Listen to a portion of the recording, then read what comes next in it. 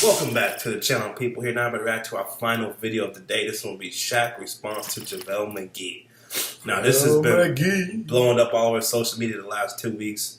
Now, we had Javale McGee got tired, obviously, of being picked on by Shaq, being the #1 target in Shaq from Fool. He shouldn't be the fucking fool of the NBA.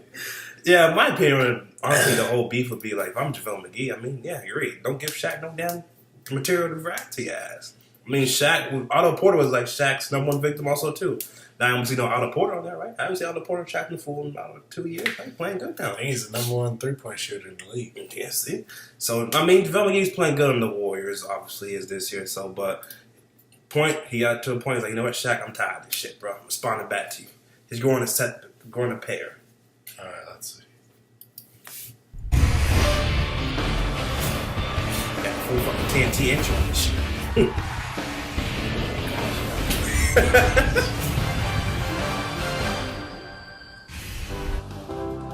They have the NBA's best record, but have lost for several weeks one of the NBA's best players. Golden State without Kevin Durant taking on the Chicago Bulls. Marv Albert, Brent Barry, Kristen Ledlow will call it in just a few minutes from now. It's TNT NBA Tip-Off, presented by Auto Trader from Atlanta Studio J. Ernie Johnson, Shaq's here, Kenny's here, Chuckster is here. Well, let's dive right into this topic, shall we? Golden State without Kevin Durant. He's going to be reevaluated in 4 weeks. This is what happened Tuesday night, a minute into the game in Washington. Zaza Pachulia hits the floor and hits Durant on the left knee. MCL sprain, bone bruise on the left knee. It's a grade 2 out of 3.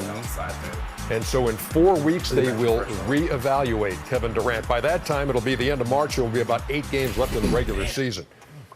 So what's the approach now? What do we think? We're not doctors, but that's a long time to miss him at this point of the season when you're trying to protect the #1 seed, etc.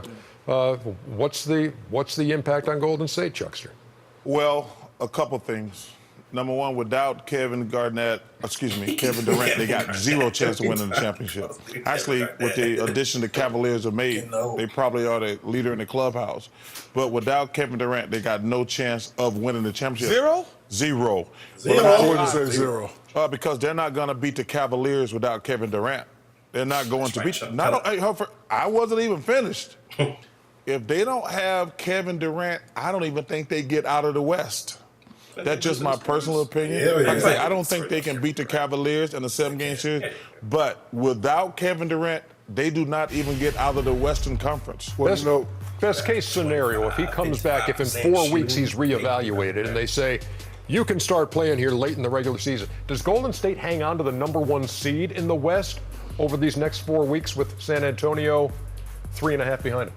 I think they do, because they have a good track record of not losing 2 games in a row. And their core 3 was the core 3 before Kevin Durant got there. Now they're just a big 4. And the funny thing about them is that, of course, when he's in the game, that part offensive efficiency is up. But with Kevin Durant not being there, the defensive efficiency will be down. So they'll miss him on the defensive end. And another thing about being injured, when you're out 4 weeks, you have to wait those 4 weeks to let it heal. Then you have to start rehab. Getting in shape. Yeah, you have to start getting in shape. And there's nothing you can do that emulates playing in the game. You can run with your boys. You can, have pickup games. You can go swimming. You can ride the bike 2 hours a day. It's not going to be the same as playing a game, especially going to the playoffs, because we all know when playoffs come around, the intensity turns up a little bit. Well, they won 73 games without him. They're not like in dire straits. This team was stacked. They were over talented. They have too many people, too many bats, not enough basketballs at times. And this, to me, just puts these guys in their normal positions between Clay and Steph Curry. So I don't know if it's 0 chance that they won't win, but this is a 73-win team. And then Oklahoma City's not as good, obviously, because they don't have him. So there's the Spurs and the Rockets are. The Spurs and the Rockets, I still don't think the Rockets can outshoot this team. Okay, let me just. That's all I'm saying. They won 73 games. And let me tell you something. First of all, you're wrong. They didn't win 73 games? This team didn't. This team didn't. You telling me? No, hold on for 1 second. I'm gonna explain to you. Okay. You guys said this team won 73 games. No, they didn't. They didn't have Harrison Barnes. He's gone. They didn't have Andrew Bogut. So this is not the same team that won 73 games. Like I say, yeah, they still got Clay and Steph and Draymond, but you can't sit here and say they won 73 games. Listen, they're going to miss Harrison Barnes now. They didn't miss him when they had Kevin Durant. Now they're going to miss Andrew Bogut because they don't have him. So this notion that this is the team that won 73 games, that's not even close to being true. And they've added Matt Barnes. They signed him after Sacramento, let him go. Patrick McCaw's going to be if they get in the fight, they'll be good to go. Yeah. Meantime, okay, so that's Durant. Now, you, please tell me that this thing with JaVale McGee is over and done, and we're not going to see any more Twitter battles or any of this other stuff, and it's finished. First of all, I never had a thing. Second of all, we've been doing Shaq and the Fool for 5 years. Everybody is on Shaq and the Fool. It's one of the funniest shows in the world. You mess up, you're on it, we do it. We don't pick on people. We don't try to ruin people's careers. If I was a player and I was so worried about being on Shaq and the Fool, I wouldn't mess up. Speaking of Shaq and the Fool. But didn't it get out of hand, No, Shaq? When it your didn't get out mom of hand. has to step in and his mom is stepping in, didn't it go too far last week? It didn't get out of hand, but my mother is someone who I love and respect, and she told me to stop it and don't bring it up again, so I'm not going to talk about it ever again. His name But speaking of Shaq and the Fool, because we used to ride him a lot stop too. it. What did he do? Work on his game, became the #1 3-point shooter in the league. Shout out to Otto Porter for not being sensitive. Go ahead. Well, Shaq, I'll say this. Firstly, I think, Shaq and the Fool is something I wait on every night. So let's start there. But, JaVale McGee has been on it, more than anyone else. Yes. But that doesn't make you a bad player. And if any general manager or any coach is not going to play their guy because they're on Shaq and the Fool, that guy's probably going to get fired next week if he's not going to sign JaVale McGee because of that.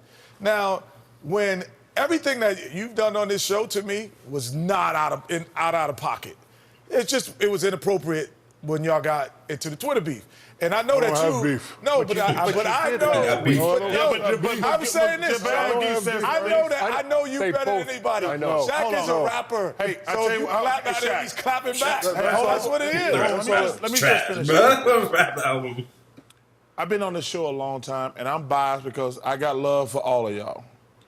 In all my years, and you said it, man, we just trying to have fun. That's it. This is nothing personal against JaVale McGee. I was disappointed that he overreacted. First of all, you got to be able to laugh at yourself. That's the first thing.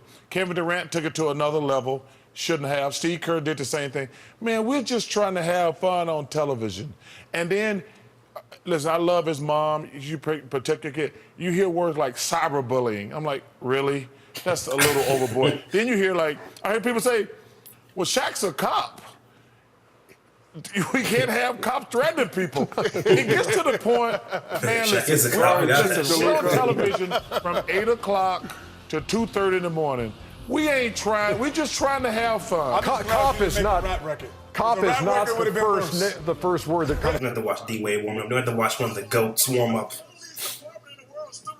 You're going to be in the Cavs next year, Leroy, so don't get ready for it. D-Wade going to be in the Cavs next year. Calling it now, people.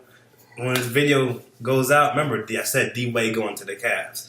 Now, I'm thinking on JaVale McGee. I agree totally with Chuck and Shaq. I mean, dude, play good. Don't give them material to be on Shaq and the Fool if it affects you that fucking much. Otto Porter, example. Not on Shaq and the Fool no more. No more 3-point shooter in the league. Don't give him material, man. Just don't give him material. Goddamn, mama got to step. My mama said, stop it. So stop it. Stop. All right, guys. Don't forget to like the video. Comment down below. Subscribe. We'll catch you again on Wednesday. Wednesday. Motherfuckers. Wednesday.